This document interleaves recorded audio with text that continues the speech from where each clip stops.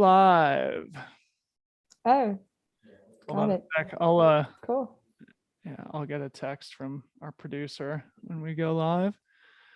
But I believe we are live. Hold on. Now I have to. Yeah, there we go. Yeah, it's see, this is so challenging. I don't know why. Hold on a sec, Camille. It like makes YouTube come up. There we go. Okay. Should Hello, I put? everybody. No, we're live. It's just for some reason when you press live, it then pulls it up on the computer, and so I can like hear myself broadcasting on my computer while I'm trying to have the conversation. Anyway, hello everybody. Welcome to Freetrail Friday, our third installment. One of these days we'll figure out the technology side of things, but really happy to have everybody here. Again, we're joined by 100-mile world record holder Camille Herron. My name is Dylan Bowman. We're doing these Freetrail Fridays every week. Again, this is our third one, and very happy to be joined by the amazing Camille Herron. Thanks everybody for being here wherever you are in the world. I would encourage you to get active in the chat. Let us know if you've got questions for Camille. Let us know where you're tuning in from. I'm going to do my best to monitor the chat function here on YouTube and try and pull some good questions that you guys want to know into the conversation with Camille.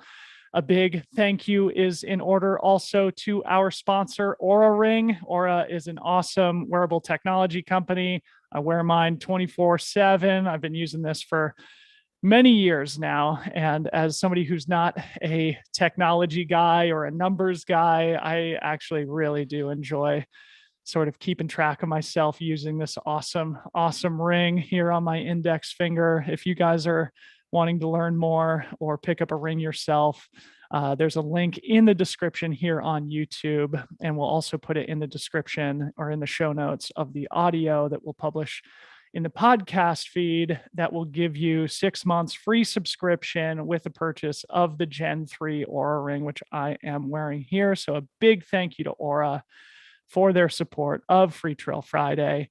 But that's enough sort of introduction here. Camille, a warm welcome to you. How are you doing on this fine Friday afternoon, I guess?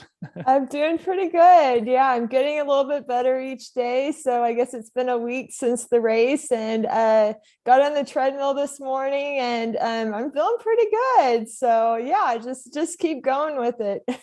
Yeah. So, I mean, we were just talking about this before going live, but you're already back at it. You're 1 week removed from your most recent rewriting of the record books, and just did a little. What'd you do on the treadmill this morning?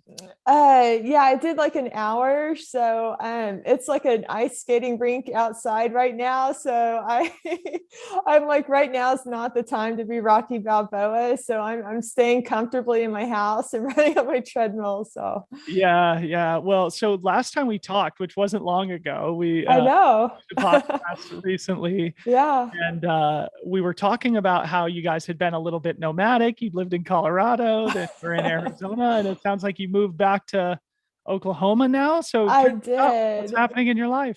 Yeah. I think like after we talked, and maybe like a couple of days after that, and we ended up putting our house up for sale in Arizona, and then a house in Oklahoma popped up in our old neighborhood. So No. so we ended up, like, everything just happened really fast. We were able to sell our house in Arizona really fast, and we put an offer down immediately on the house in Oklahoma, and we live 400 meters from our old house. So It feels like you're back at home. I'm back at home. It's really cool. Yeah. I've already been like around Oklahoma City, and people are spotting me, and like they're like, "Wow, you moved back!" So it's really cool to come back and be seeing the same people that I always see, and yeah, just everybody's excited. Yeah, well, that's so cool. And I'm also fascinated because moving and buying and selling houses is quite a stressful ordeal. And you've sort of threaded the needle in between amazing performances. And one of the things I wanted to ask you about, and this sort of is on the same topic, is that of recovery, because in the last 4 months, you've put together 3 of the best 100-mile performances in recent memory at Javelina and Desert Solstice, and now at Jackpot. So how were you feeling at the start line of Jackpot? Did you feel like you had any lingering fatigue, and was the move and the general stress of life impacting you at all also? I felt great. It almost felt like coming back to Oklahoma kind of like really like energized me. Just running at my old, stomping grounds, and went down to Mount Scott and did a big, hill climb. And it just like, I felt like I actually got a boost, even though like we're moving and all this. I guess Connor was the one that was mainly, managing that. Fortunately, I don't have to do the heavy lifting. So. Yeah. Make the hubby do it. Well, that's so cool. I mean, Camille, you've just been on such a heater recently. It's like when Steph Curry gets in the zone and it's just like he's hitting 3-pointers with his eyes closed. It feels like you've sort of been doing the same. Again, going back to Javelina, where you won and broke the course record, finished 4th overall. Desert Solstice, you set another American 100-mile record on the track. And now a Jackpot, where you set not only the 100-mile world record, but a number of other records. And I'll share your spreadsheet here soon. To what do you attribute this incredible streak of world-class performance? Yeah. So as we talked about in our previous podcast, I've just gotten my health figured out. Finding out last May that I had this iron overload issue. And I mean, between that and I also had low magnesium and low B12. So I had all these like biomarkers, that were just, out of whack. And I've had to work with a dietitian to figure out my own personal nutrition. And, you hear about, athletes eat whatever, and we think that, oh, nutrition doesn't matter. But for me, I mean, I'm performing at the highest level in the sport, and it does matter. And obviously, if somebody's anemic, that they're going to feel pretty tired. And I have the opposite problem. I'm iron overloaded, and so I feel tired as well, like extremely tired. And so yeah, I've been able to work with a dietitian and just, get my own personal nutrition figured out. And I feel like it's just kind of relit that internal inferno that I have, to sustain. I've obviously, I've already set world records, but I just felt like my inferno had just like, sputtered out. And so, the dietitian just getting my nutrition and my biomarkers, more balanced is, just relit the inferno. So you obviously need energy and, from your food to, make ATP for cells, so you can keep running.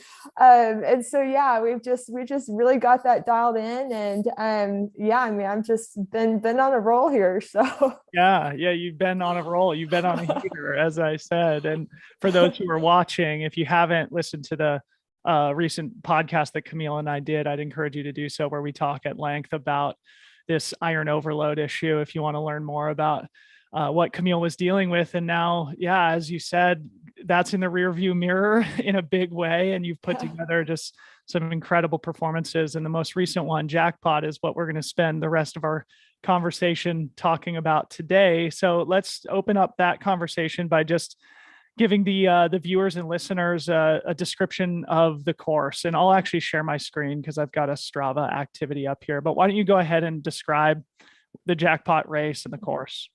Yeah, so it's 85 loops. That's, I think, like 1.17 miles. Oh, you're pulling it up there. Yeah, along with your spreadsheet, which we'll get to in a sec. But oh, great. Go ahead and talk about this, the course real quick. Oh, cool. This is Arlen Glick's activity. Yeah, Arlen Glick's activity. Yeah. So it's like 1.17 miles and 85 laps. And I think like just over 3,000 feet. of elevation gain. I don't know what Arlen got. He probably got something like that. About 3,000 feet. Okay. Does it show? Yeah, it says, yeah. Oh yeah. There you go.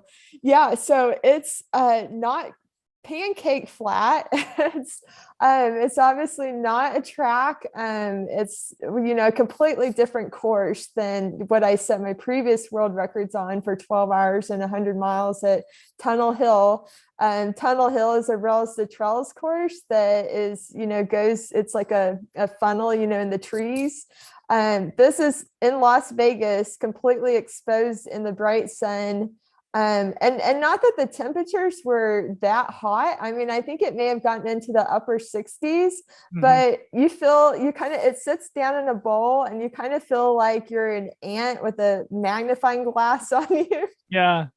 So that's what I was curious about, because it did look like there was no respite from the sun, like there's no shade, but the conditions seemed like they were pretty conducive to running fast. Although in the men's race, there was a lot of attrition. And really, I mean, you won the race outright, we should also mention, and by a really wide margin. What were the conditions like? Did it feel like it was a day to run fast? Because really, aside from yourself, nobody ran a spectacularly fast time on the course. Yeah. I mean, I kind of went in like pretty conservative with my goals. I thought that maybe running under 13 hours was a good goal.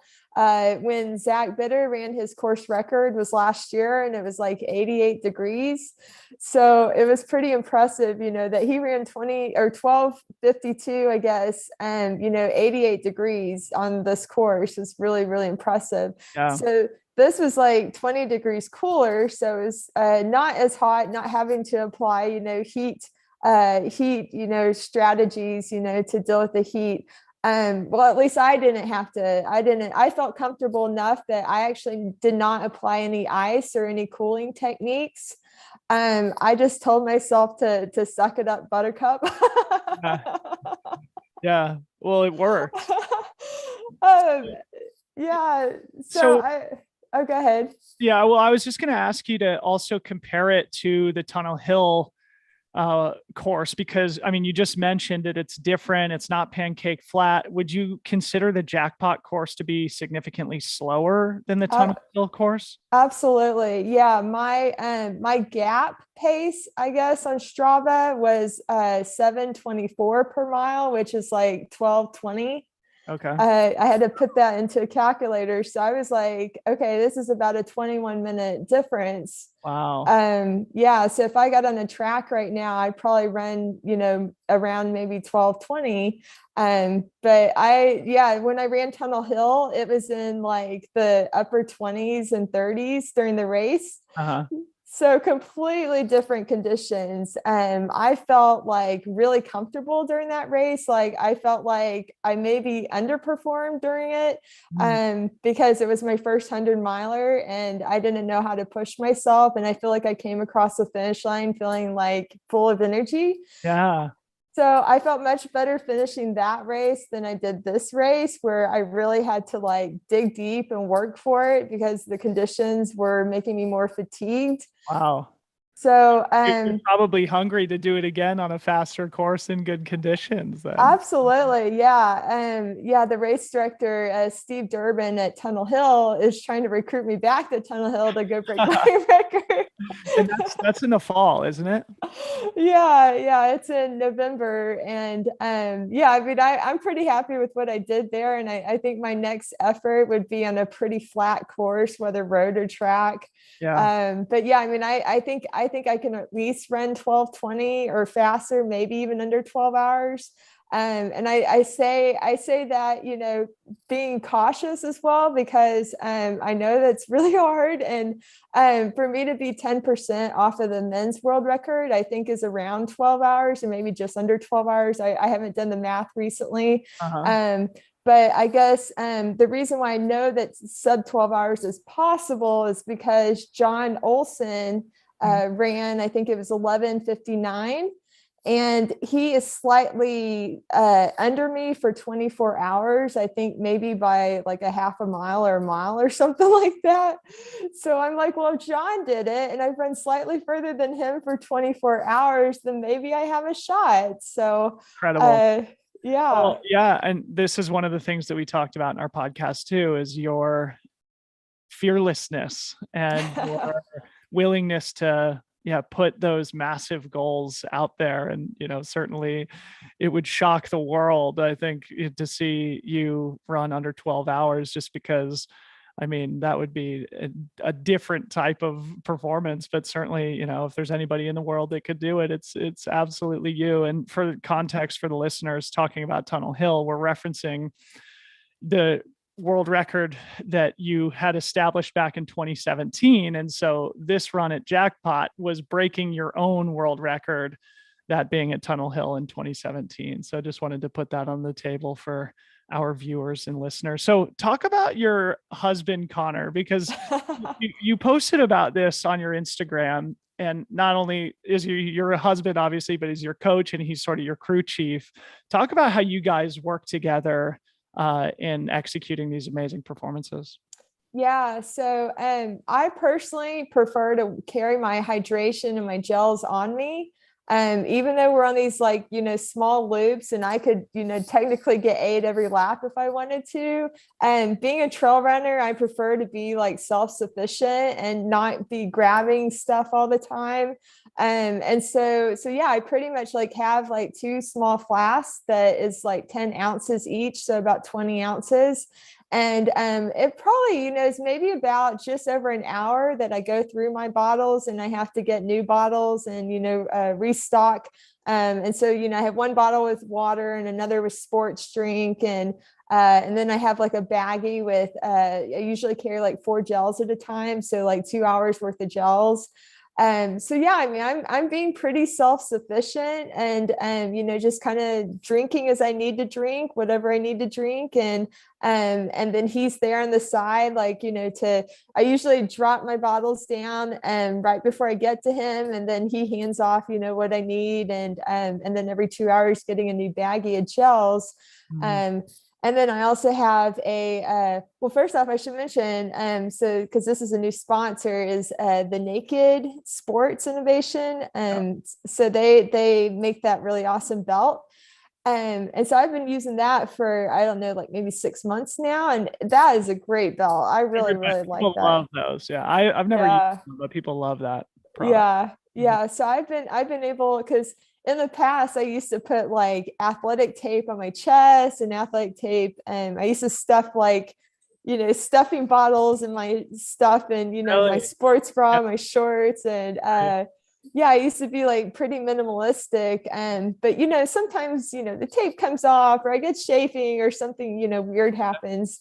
So yeah, the Naked belt has been really awesome to work with because it just, holds everything right there and it's just super easy to work with. So, but what about like the time splits, so is that what Connor's doing? Is he sort of keeping you on pace and letting you know where you stand relative to course record, world record? Yeah. So like the first couple hours, he was just letting me run. He wasn't like giving me feedback or anything. Like I just kind of like got into my groove, which for a 100-mile race is 75% of max heart rate effort, which is something I had practiced in training. So he wasn't telling me like where people were or where I was. I mean, I was kind of watching the distance on my watch and, waiting to hit like the marathon and then like 50K and 50 miles. So yeah, I actually had no idea like I was on track for any records until I think it was maybe like 40 something miles that he said, "Hey, you're on track for the 50-mile American." Well, I only knew it was an American record, but it's actually a world record. Yeah. Which was really cool. So yeah, I was really surprised. I was going that quick because I wasn't sure what to expect. I thought I might be, maybe 6:20, 6:30 pace, like kind of more on target for 13 hours. So when I found out I was on target for to hit under the 609, I think it was just over 609 or something. I hit 608. I was like, oh, I got like really excited because I was like, game on, for the world record. So that was pretty exciting. So cool. Yeah. So let's talk about that. And again, this is something that we mentioned in our podcast recently, that being that road and track ultras like Jackpot are more of a math problem than trail races. You're going more by feel. Yes. So I'm interested to hear you explain that strategically. You just said that you aim for about 75% of max heart rate. So talk about how you are sort of monitoring that in real time, and how you approach the race as a math problem. Yeah. So I basically equate 100 miles to 75% max heart rate effort. So like during my training, I do like training runs, to get really dialed into that effort. And so 75% of max heart rate is like a steady long run effort. So like my last workout that I had my heart rate monitor on, and I think I did like 20 minutes or something just to get dialed in with that effort and like how my body feels running at 75%. And so I knew from that workout that I think it was like 13 seconds per mile faster than I was doing the same workout before my previous world record. So that made me excited. I said, okay, I think my fitness is, I'm fit enough to break my world record, but the course and the conditions might not be, ideal. So it might kind of, like balance each other out. So yeah, I mean, I went in, optimistic, but also, cautious that, the course might be really challenging. I don't know how I'm going to feel, 50 miles in. So, I just focused on that effort that I'd practiced in training and, really paying attention to how my body feels, how my legs feel. Because obviously I don't want to hit 50 miles and be like trashed, Right. like my legs be trashed. Yeah. So yeah, I was kind of thinking about like how I felt when I ran Tunnel Hill, which was a lot cooler, and I felt a lot fresher when I hit 50 miles versus this time I felt a little bit more fatigued because when I hit that 50-mile split, like I said, it was like the sun was, concentrated on us, and I was feeling like, I was just trying to stay positive, working through that hot part of the afternoon. But yeah, I mean, but Connor's, really, really on top of, he was putting mineral drops in my water, which I had mentioned. I was also deficient in magnesium, and I needed to get more salt in my diet and during the race. So he actually increased my mineral drops in my water as it got hotter. And I think that really helped. I felt like there was a point where, because we were trying to take in more minerals and more salt, I felt like there was a point where my body kind of like, I was feeling fatigued, and then it kind of like went away. Yeah. And yeah, and I mean, it was just, just tweaking like little things like that during the race, like, 50 to 70 miles in when it got really hot, just tweaking my nutrition or my electrolytes, and yeah, just a little bit. So practically though, with the heart rate thing, I'm going to go to the chat here because it's a question that I was also curious about. Matt asked, so are you using a heart rate strap, and is it being displayed on your watch? And so like strategically, are you monitoring your heart rate on your watch as you're running or in circles at Jackpot? Is that how it goes? No, I don't wear my heart rate monitor during races. I wear a heart rate strap. That's another good point to make. You need a heart rate strap to go with your watch because the wrist-based heart rate isn't very accurate. Mm-hmm. At least it doesn't work for me. Like I'm probably like maybe my arm movement's too crazy or something. So yeah, I practice with a heart rate strap on my chest, and I just get dialed into what it feels like, that effort. and I kind of have an idea of what that pace should be. Okay. And I actually, like, when we go to do a race, like the day before the race, I actually practice. I did a lap on the course with my heart rate strap, and kind of got dialed into that 75% effort. And so that I kind of knew what my pace was on that course and what it felt like. So I felt like I was really dialed in well. And I think it was really good that I may have talked about this in the previous podcast, that I let the top men go early in the race, because I was so dialed in with my own effort that I knew that I needed to plug into that, and, you know, not get caught up in trying to compete with the men like too early in the race. So I mean, I was dialed in those first, like, you know, 25 miles or so, you know, getting in my groove, you know, that marble in a groove that I think I talked about. Yeah. And so yeah, I felt like I just got really dialed into my effort early, and just try to sustain it as long as I could. So thanks for explaining that, because I think a lot of us are curious about it. And yeah, it makes sense that you dial it in training using your heart rate, get a feel for what that pace should look like, and then ditch the heart rate strap during the race and just kind of go off feel and off pace. Yep. Reflect on last year's Jackpot race, because this was your second time there. How did that effort inform this breakthrough? Yeah, it was. I'm really glad I went last year. It was obviously much hotter because the race was in the end of April, and so it was actually, that race was a good opportunity to practice heat strategies. You know, managing the heat.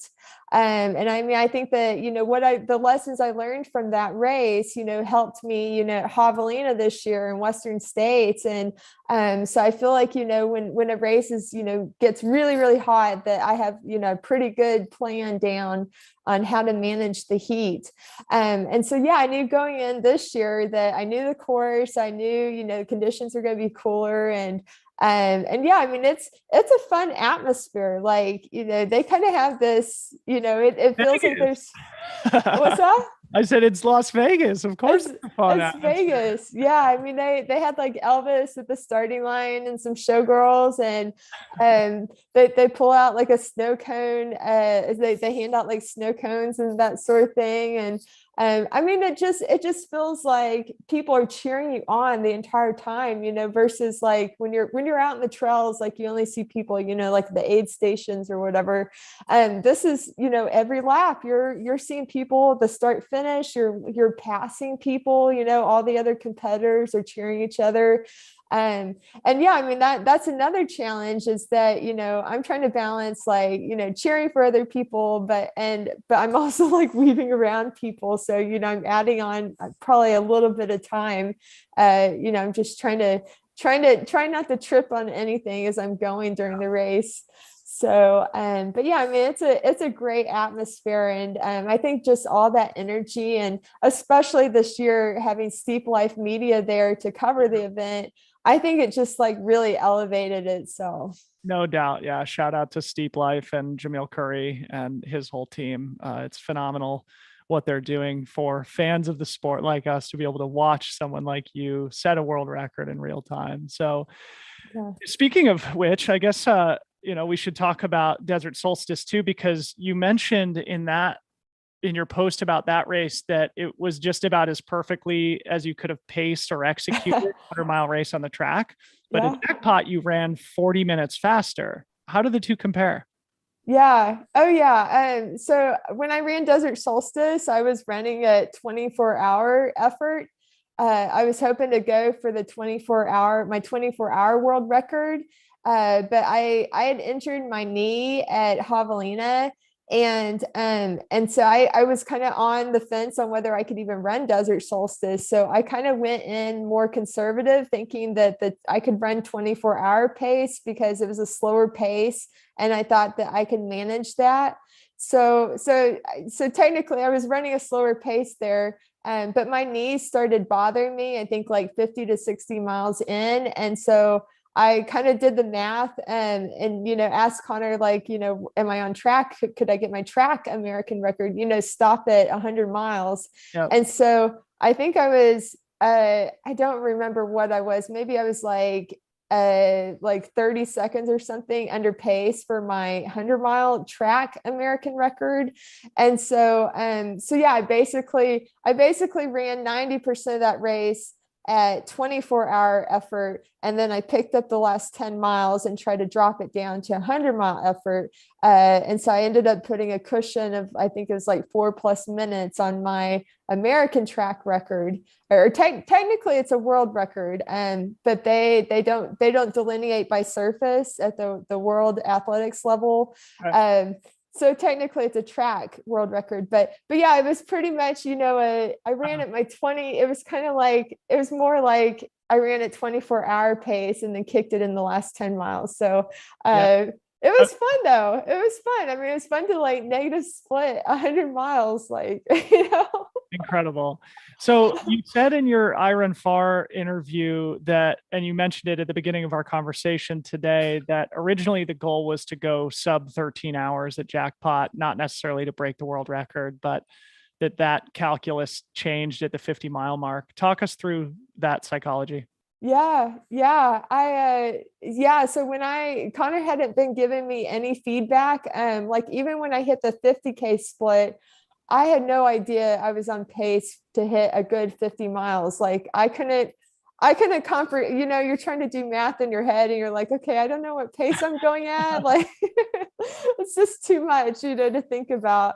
So Connor didn't give me any feedback. I was just rolling with it and, hoping, I think at some point, like I said, maybe when I got over 40 miles, I don't remember if I yelled at him or he told me, but he's like, hey, you're on pace for the 50-mile Masters American world record. So, so I was really excited about that. I was like, wow, I'm going faster than I thought I was, which is, a good place to be. So yeah, I think I maybe picked it up like a lap or two going into 50 miles just to make sure. I think I maybe had like a 20-second cushion. I extended it to like 45 seconds or something like that. Cool. So But yeah. at that point, then you realized that the world record was in play. Absolutely. Yeah. And I was trying to, assess like how my body felt. Like I was like, okay, do my legs feel good? Like I want to make sure I can maintain this, and make sure that I'm meeting, my energy needs and, getting enough minerals and electrolytes. And so, I mean, like I said, I think I felt fresher when I set my previous world record because it was a lot colder. Yeah. And this one I felt a little bit more tired just because of that sun and the hills. Yeah. But not like excessively tired, like not feeling like I need to like lay down and sleep. And like a year ago when I ran the race a year ago is like when I just, when I found out the whole iron overload issue. So I mean, I'm like did a 180, in terms of my health this year, that like I've got my energy back. And so when I hit that 50-mile mark and, I was feeling really good. And I just kind of told myself to like maintain, try and maintain that effort that I was focused on. And like I said, I kind of had a bit of a low point between about 50 and 70 miles where I was just feeling kind of, the oppressive feeling from the sun and the heat. Yeah. And just trying to endure through that.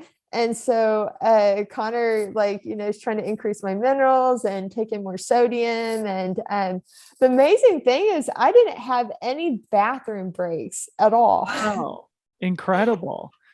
So, yeah. I mean, it's, I guess, 50 to 75 miles for anybody who's run a 100-mile race, that psychologically that's a difficult part of an event too, because you've made a lot of progress, but you still have so far to go. So psychologically it's a difficult point. And if you're not feeling it physically and it's in the heat of the day, that compounds the difficulty in that moment. So I also, was curious about whether there was drama or not. You said you didn't feel great from 50 to 75 really, but Was there any sort of major low points that you had to battle through? And if so, how'd you deal with them? Yeah, so I was feeling, I was feeling kind of like, oh, I'm feeling kind of tired, that sun. You're just trying to stay positive in that middle part and patiently waiting for the sun, to go down. And so I think I hit the only time I stopped in the entire race was I really was started craving one of those athletic brewing non-alcoholic beer.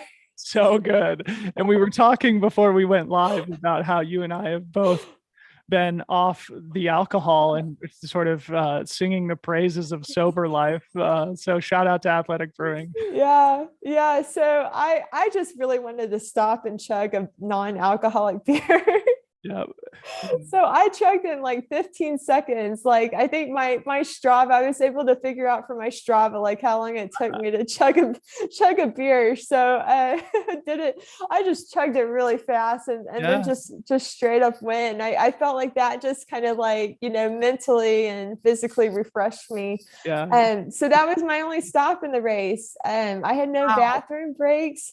I was just in the machine the entire time. Knowing how close I was pace wise, because Connor was kind of updating me as it went. And he said, I was just literally right on target. And so in my mind, I'm trying not to like have any sort of crisis, Yeah. Wow. So cool. So at what point did you take the overall lead?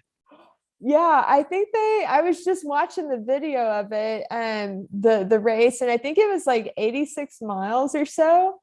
And yeah, so I think it took maybe about 3 laps that they said I was like 4 minutes behind, and then 2 minutes, and then 20 seconds. And yeah, just once I overtook him, I mean, he was looking pretty rough. And that was that Arlen? Yeah, that was Arlen.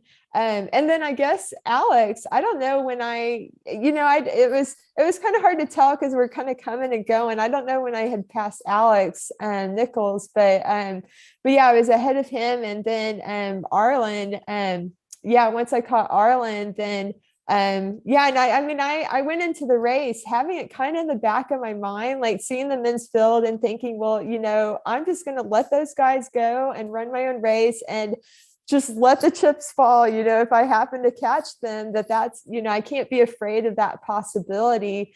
And so yeah, obviously 100 miles is really far and there tends to be a race of attrition. But I just, I was motivated, with chasing these records. And so maybe my level of motivation was a little bit higher than the others, they're just trying to run for place or whatever. So yeah, I mean, I went in, game on once I hit 50 miles. And then before you know it, I chased down Arlen and then I was going after my 12-hour world record. So I knew. When you pass Arlen, what's going through your head there when you take the overall lead in the USATF 100-mile? Yeah, I'm a competitor and I mean, we were friendly with each other, of course. It's not like he's trying to like duke it out with me. He looked pretty rough and he looked like he was kind of leaning over one direction. And so I was worried about him being injured or I didn't know what was wrong with him. But yeah, he kind of had a bit of a lean to him. And so yeah, I don't know what's going on with his body, but I mean, I'm just powering. I'm trying to get to my 12-hour world record. So I'm just, cranking it.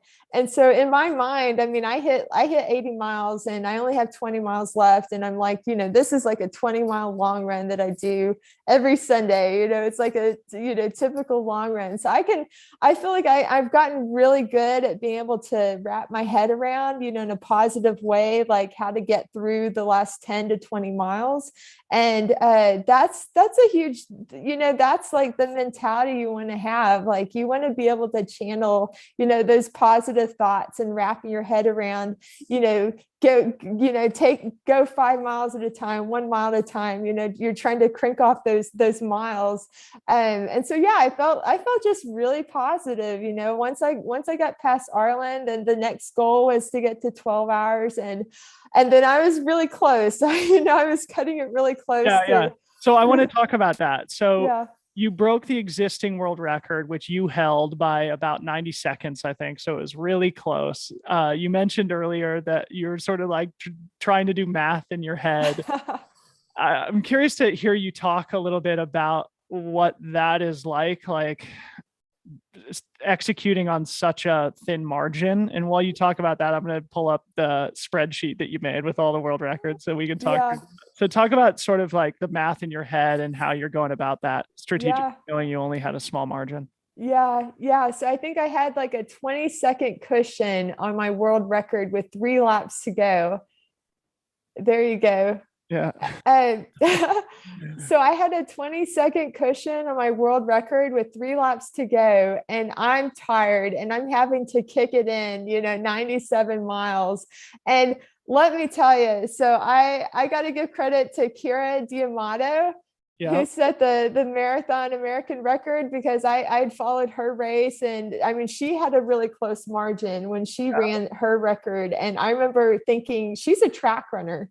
Like, she knows how to power on a track. And I'm the same, I come from a track background as well. And so like, just thinking about her, like, drive your arms, lift your knees, power to the finish line. And so my pace dropped. I think went from like 7:30 pace down to like low 7-minute pace.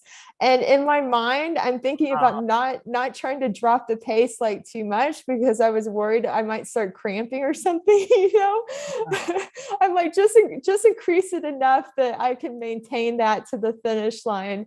And so, yeah, I think I kicked in my last mile in like 7:09 or something like that. So I went from that 20 seconds to 90 seconds. So amazing. And I think I saw Kira D'Amato. That's her name, right? I think. Yeah, Kira D'Amato. Yeah. She commented on your Instagram because you gave her a shout out. So that's pretty cool to see you guys, cheering each other on to these amazing American records and world records. So speaking of which, I've got my screen sharing up here with a spreadsheet of all the records that you broke on last Friday. So, for our viewers here, just feast your eyes on what an incredible performance this was. And I think the main headline from the race was that you broke your own 100-mile world record. But as you mentioned, you've got the Masters 50-mile record now, the 12-hour record, and also, the 100-mile world record. And now, as we talked about in our last podcast, you're a Masters athlete, which is incredible. So celebrate and inspire people by sort of talking about what it's like to have what is probably one of the best races of your career after celebrating your 40th birthday. Yeah. I mean, it's incredible. I think it's really cool that, I mean, I've had a 27-year competitive athlete career, and and I'm still setting personal bests. So, I'm really happy about that. I'm grateful for that. We tend to think that we hit 30 or 35, and we're like hit our prime and it's all downhill from there. But I'm fine tuning things, with my diet and my sleep, and getting a squat rack, and, just trying to take better care of my body. And it seems to have unlocked this, next level of feeling good. And I hope it's inspiring to others to keep going with their running career. And I mean, we've been seeing it with the marathoners, with like Sarah Hall and Kira D'Amato. And I mean, they're just unlocking their best years right now, like running. It's incredible. And I mean, so inspiring. And I turned 36 in about a month. And so you and the other athletes you mentioned, Sarah Hall and Kira D'Amato, it makes me believe that the best days are ahead, which is absolutely. So I want you to tell the story. At one point you dropped a gel on the course. You mentioned this in your I Run Far interview. Tell that story, because I think it's pretty cool. Yeah. So I went to go get a gel out of my sports bra, and it accidentally slipped. And I went back. I was going fast, so I'm going, it slips, and I try to go back to get it. And there's a lady behind me, and she's like, I'll get it. Don't worry about it. Keep going. And then like after the race, she came up to me and she's like, I saved you 2 seconds. And she's like, won't you autograph this for me? So yeah, I mean, even like the littlest thing like that could have like cost me the record, and I wasn't even thinking about it. I just didn't want to litter on the course. So it's such a great story, just like encapsulates the spirit of the community, doesn't it? Yeah, it does. It really does. Like 2 seconds, and then you autographed the gel that I did. She'll probably never eat that gel. It's going to go in some glass case and belongs in the Smithsonian eventually. But really, really fun that story that came out of that awesome race. Speaking of awesome stories, also ESPN, the official Twitter account from ESPN, tweeted out your world record, and so did Sarah Spain, a fantastic sports media personality.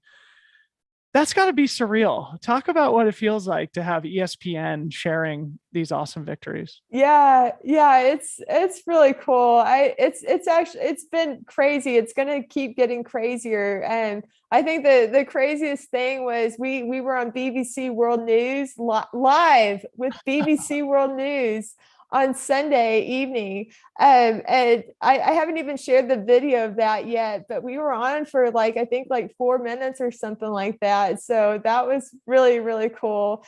But Sarah Spain and ESPN, and they're working on getting me on some podcasts, and it's just, it's good for the sport. I don't think this is not just about me. I mean, it's good to get the sport mainstream. The more we get it out in the mainstream, the more people are going to be interested in doing it. And so I think it's really good for the sport that, people are like 100 miles, that's crazy, but maybe I want to do it, Cheers to that. I couldn't agree more. It's so good for the sport to have champions like yourself in the consciousness of the general population, because they might get inspired. They may come into our sport and their lives will be changed as a result, and then the world will be a happier place. So congratulations on that. So I'm going to predict what you're planning to do now athletically, and you can tell me if I'm wrong, okay? As we sort of wind down the conversation. So my prediction is that now that you have set this world record again, you're going to take a month or two easy, and then get on the trails and get screaming fit and prepared for Western States, which is a course that you've struggled on, as we talked about in the podcast, and is a course that is not as in your wheelhouse as Jackpot and Desert Solstice and even Javelina. Am I right in that suspicion that you're going to take it easy for a little while and then transition to trails? That's pretty spot on. I think last time I talked to you, I talked about going for world records, and I was actually hoping to go for my 100-mile world record on a track in April. But since I've already broken it this early, I think it kind of opened up the spring for me to do whatever I want to do. And I actually want to step down in distance and, maybe focus on 50 miles, 6-hour type stuff. I just want to work on, that was the funny thing about this race, was I kind of went into the race more with aerobic base training. I'm not in peak shape right now because I'm trying to train for Western States. Yeah. So I haven't done a whole lot of speed work and really dialed in trail running. And, I feel like I've just got good fitness and I feel good. I'm healthy. I just, feel good. So I'm in a good spot right now. And I just want to go to Western States and be healthy and prepared, and just let that magic come out. But is there any temptation to keep this heater going? I think sometimes elite athletes can get in a dangerous situation where they have all these great performances one after the next, and then they have a tendency to potentially step over the line and do one too many. Do you plan to sort of ease off the gas pedal a little bit now? Because as we mentioned, that was your third 100 miler in 4 months. Yeah, I'm not doing any more 100-milers. Like, The Western states. I'm done. I'm done. Yeah, done with the 100-milers right now. And I mean, I'm even contemplating doing a spring marathon. Cool. Yeah, I haven't, I just turned 40 and I don't know what I could do in the marathon. And everybody's like, oh, maybe you could. In fact, I think Connor mentioned it. He's like, maybe you should start thinking about the next Olympic marathon trials, which I don't know. It's hard to wrap my head around training for a marathon again. But I mean, I'd just be happy to run, I don't know, whatever, a decent time in the marathon. But I actually think I can break the 50-mile 6-hour world records, which I think I've run 5:38, but it wasn't on a record eligible course. Okay. So it was recognized by USATF as the road best. But Connor says after watching me at this past race, he says I have power in my legs. Like he says I look as strong as I've ever looked, especially like late in the races. He thinks I look like super strong. So yeah, I mean, we're thinking about, focusing on quality, and I'm not really sure, if I'll pursue it this spring or sometime later in the year. But I think that the 50-mile 6-hour world records are something that I can do for sure. And maybe break 7 hours for 100K is something I've thought about. So, wow. Well, yeah. we will be anxiously observing what you choose to do next. And obviously, Western States is going to be here before we know it, and we'll be really excited to watch you race there. Maybe final question from the chat here before we let you go, Camille. It was a good question from JC, and it sounds like he may be training for his first 24-hour race. And since you have experience doing this, I think it'd be a good, you'd be a great person to deliver this advice. And he asks, for a first-time 24-hour race, should you practice sleep deprivation or do 12-hour night runs, things like that? How do you manage the nighttime aspect of 24-hour races? Yeah. Well, so when I ran my 24-hour world record, I train, I train the same way I trained as a marathoner, getting out and running twice a day, most days. And so I usually like to run kind of closer to lunchtime and then run like later in the evening, which for me is like 8 to 10 o'clock at night. And I've been known to do 20-milers at midnight. Wow. I've done some crazy things, but I've cut back on that more recently. Like I've been trying to get better sleep and not like do these crazy night runs anymore. But I found that when I did my 24-hour world record, I laid down twice during the race and took 8-minute power naps. And that was it was like meditation when I did that. And that just kind of gave me enough to recharge the battery that I didn't have to do like a full sleep or anything like that.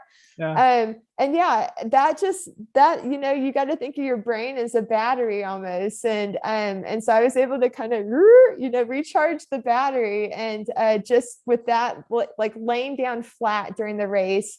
And yeah, I got back out there, and the last couple hours of my 24-hour world record, I mean, I just powered it. I absolutely crushed it. So yeah, I mean, I've actually practiced before taking like naps during runs, and like, especially like evening runs. If you do like a late night run, I've laid down like on a trail or, if I'm out on the road or something, just practice like laying down and closing your eyes and being able to relax, for a couple minutes. So. Fascinating. Well, thanks for being so transparent with how we can all get better as athletes. And thanks for the inspiration. Not only, again, did you set a number of world records, but you won the race outright by nearly 30 minutes. It was an incredible performance. Congratulations. And thanks so much for spending the time talking us through it. Thank you. Yeah, it was fun. Cool. Have a good weekend. Thanks, Camille. Thanks everybody out there watching. Appreciate everybody for joining us. And for Camille Herron, I'm Dylan Bowman. We'll see you guys soon. Bye.